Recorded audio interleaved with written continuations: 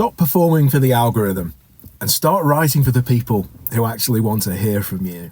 By the end of this video, you'll see exactly why the social media era of writing is over and how you can build a cozy but productive sanctuary for your hobby without ever having to dance for a view again. And the best bit? I found there's one specific shift in how Substack works that makes it the ultimate cheat code for hobbyists, and I'll show you why most people are still missing this piece of the online writing puzzle. Look, I know the feeling. You have a hobby. Maybe it's gardening, tabletop games, or medieval tapestries, and you want to share it. But the thought of having to master hashtags, trends, and 15-second video hooks just to get people to read your words, it feels like a second job you never applied for. You know what? It's fine to feel exhausted by the feed. We weren't meant to be Olympic-level attention seekers. We're meant to be storytellers.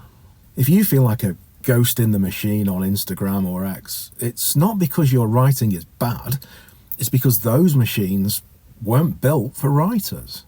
And that hidden secret? Substack isn't a platform you rent, it's like a digital garden you own.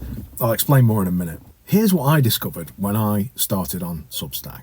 It's one platform that solves three of the greatest problems of the hobby writer. The depth problem.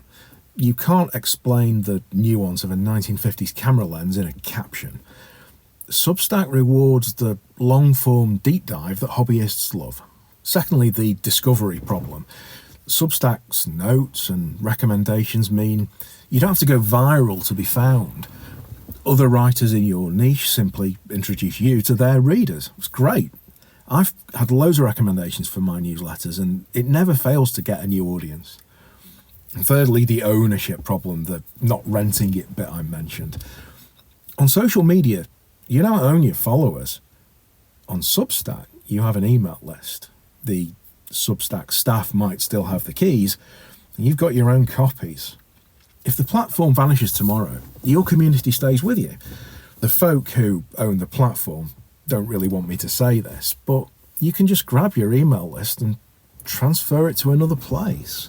And above all else, the payoff isn't just views, it's bigger than that. When you move your hobby writing to Substack, you stop being a content creator and you start being a curator. It genuinely feels like you're building your own library, designed specifically for readers who are into exactly the same things that you are. You gain the freedom to write when you have something to say, rather than when the algorithm demands it.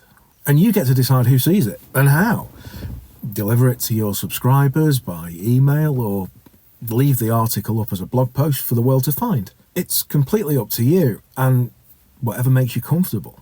Without this shift, you'll likely find yourself in a content cul-de-sac, posting into the void, getting burnt out, and eventually letting that brilliant hobby of yours gather dust because the engagement just wasn't there to sustain you.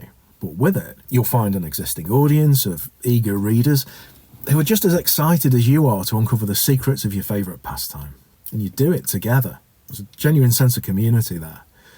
If you're ready to stop shouting into the wind and start building your own digital home, I've put together the New Writer Bundle. It's a free collection of prompts and setup tips, specifically designed to get you over that first hurdle of, what do I even say first? It gives you the exact frameworks I use every week, so you don't have to start from zero. It's designed to lower the friction and get you moving. I've already done the heavy lifting using years of writing experience to get it just right. The link's in the description, or go straight to free.writingontheinternet.com. Cheers.